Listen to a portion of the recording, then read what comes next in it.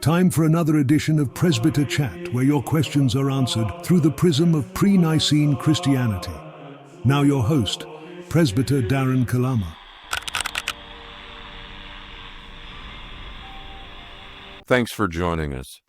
Our normal format is to answer theological questions from parishioners and general listeners, but today we're pulling on a single thread that begins with an astronomical fact and unravels the foundational narrative of traditional post-Nicene Christianity. It's an academic paper from the Journal of Pre-Nicene Christian Studies, and it's quite a mouthful, but it's titled The Theophanic Replacement Protocol, a forensic reconstruction of divine identity theft, textual erasure, and the formation of Nicene Christianity.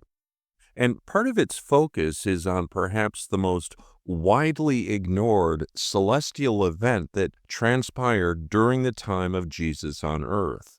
Now, before we start, a necessary preface. What we're discussing today isn't a new creed or some sketchy scroll in a clay pot found by fast-talking grave robbers in a desert. No, it's a historical forensic model. What we're doing is examining textual and astronomical evidence to reconstruct a possible sequence of events. Now, whether you end up agreeing with it or not, our goal is to simply follow the evidence and see if this model provides a coherent explanation for some of the most persistent puzzles in Christian origins. Now, here's our starting fact. As astronomers will tell you, a total solar eclipse can only occur during a new moon, and only during a new moon. Now, for Jews, it's called Rosh Chodesh, not sure if I'm pronouncing that correctly, and it's a divinely appointed feast in the Torah. It holds, I guess, apparently very important religious significance for them. So much so that I think you'll appreciate the soon-to-be-revealed irony contained in the statement from their prophet Amos in the Torah Old Testament. And that's from Amos chapter 5, 18 through 20, who describes the day of the Lord as quote-unquote darkness. And with that, let's move on to our key text.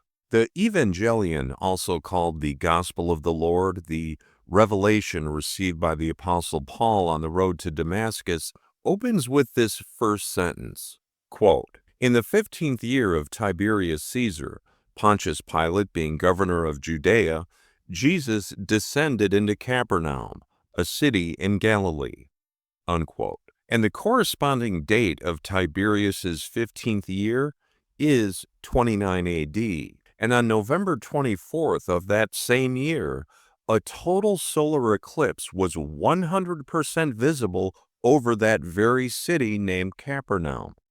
That's right. Jesus descended from heaven during a total solar eclipse over Capernaum and took on a fully human form, just as the gospel describes it. Now, this isn't just a curiosity. Beyond the verified celestial event itself, it forces a deeper, uncomfortable question. Is this a random celestial coincidence, or a deliberate, strategic declaration of war by the one descending? And this is where it's important that we be very clear about things, because a lot of people are going to immediately object. Some will hear this and say, this is just an attack on the Old Testament Torah scriptures. Well, let's disarm that right now. This model depends on taking the Hebrew scriptures with utter seriousness. It accepts their portrait of Yahweh, the commands for conquest, the genocidal commands, the covenant of law, the conditional blessings and curses, as an accurate, coherent character portrait. You see, the problem only arises when another religion, in this case Christianity, later claims that this same deity is identical to the Father of infinite grace revealed only by Jesus. So the academic paper is not an attack on the Torah, but a textual analysis of a later theological claim made about it. So if this theophanic model, the eclipse and its new moon and descent of Jesus, is correct, the revealer of a new God appeared on the day of the new moon and weaponized its very sign by darkening it, just as a Yahweh prophet seemed to predict it. And as an aside, a tangential subreference, it seems a little bit odd that Yahweh's prophets would describe the day of the Lord as a dark day if they weren't referring to a literal solar eclipse. Something to think about. Anyway, this moves us beyond irony into the realm of cosmic confrontation. And for those on the wrong side of this confrontation, they knew exactly what it meant. And this confrontation becomes terrifyingly personal. Jesus' first act is to enter the synagogue in Capernaum and confront an unclean spirit, a demon. It looks at him and screams, "I know who you are, the Holy One of God. Have you come to destroy us?" Now think about this. The demon automatically assumes, no, it knows Jesus' purpose is destructive to them, to their order, perhaps even to the synagogues where they obviously hang out and pass the time before Jesus so rudely interrupted them. Now, at this point, the implications become stark. And for those from the apologetics industry, their defensive reflexes will kick in right about now, and another objection will arise. This is ancient Gnosticism or Marcionism. It's a heresy the church rejected. To which theologians, the intellectually honest ones anyway, should reply, well, the church fathers were brilliant theologians and politicians making canon and creed in the wake of empire and persecution. They were building a unified system. But this paper is conducting a historical autopsy, asking if that unified system they built was the original foundation or a later structure built over a different one. So invoking their authority to end the discussion is to assume the very thing that we're investigating.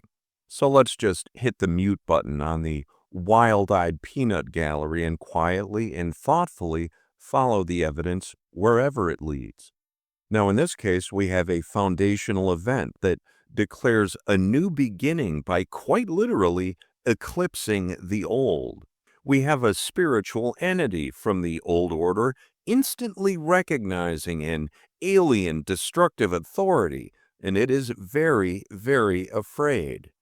And then we have centuries of history, the systematic editing of texts, the intimidation of communities, the burning of rival scriptures, culminating in an imperial council that legally defined Yahweh as the maker of heaven and earth.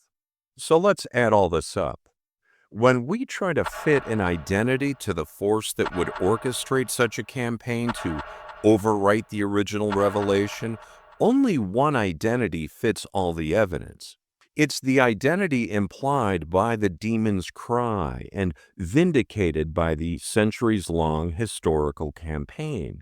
Simply put, the force that orchestrated the replacement of the Eclipse Theophany functioned as the cosmic adversary to the true God of grace. Its nature is that of the accuser, the legalist, the deceiver who masquerades as ultimate authority. And I can already hear the final, loudest objection of them all. This destroys the unity of the Bible. It destroys the unity of God. To which we must ask, is that unity an original divine fact? Or is it a hopelessly contrived palimpsest, a later editorial achievement guided partially perhaps by a powerful malignant force? If a unity has to be enforced by councils, explained by complex allegory, or by dancing on the head of theological pins and defended by calling all alternatives heresy, then perhaps we're witnessing the brilliant success of the stapled-together Judeo-Christian synthesis, not the proof of its pre-existence. You see, the power of this Eclipse Theophany model is in its explanatory coherence. It doesn't create new problems. In fact, it provides a single stark solution to the oldest problems.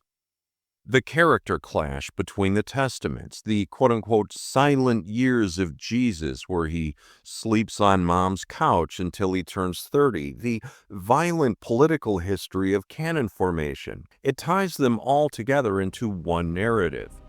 And isn't that the way of things that are truthful or of truth?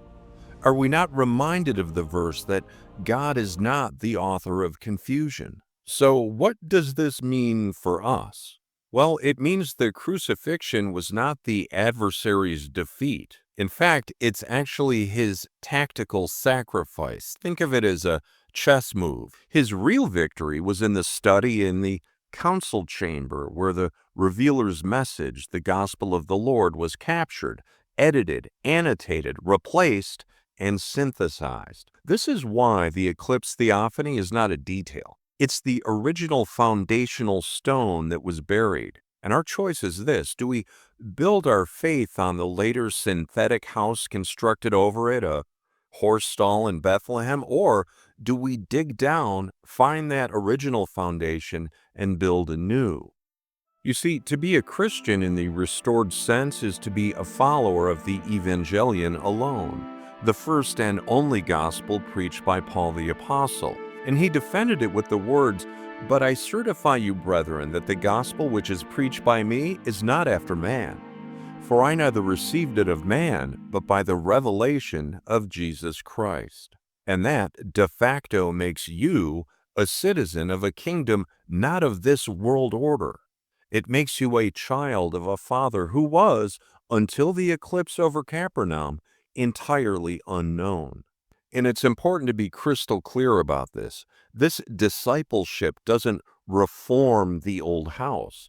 It acknowledges the old house belonged to a different owner. It walks away and with clear eyes and steady hands builds a new one on the foundation of the 29 AD Eclipse Theophany and the Evangelion Gospel. Again, using only the materials delivered by the revealer. And by the way, for a free copy of the Evangelion, the Gospel, visit theveryfirstbible.org.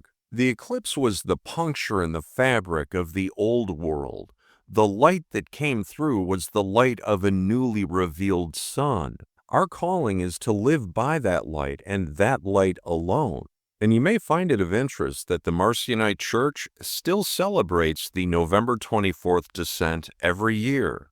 The Eclipse Theophany is just one of many subjects that the paper sheds light on. It's actually quite amazing, but like most academic papers, it probably had little chance of seeing the light of day. And if you're interested in an expanded podcast on that paper, let us know in the comments below, where I'll also include a link directly to it.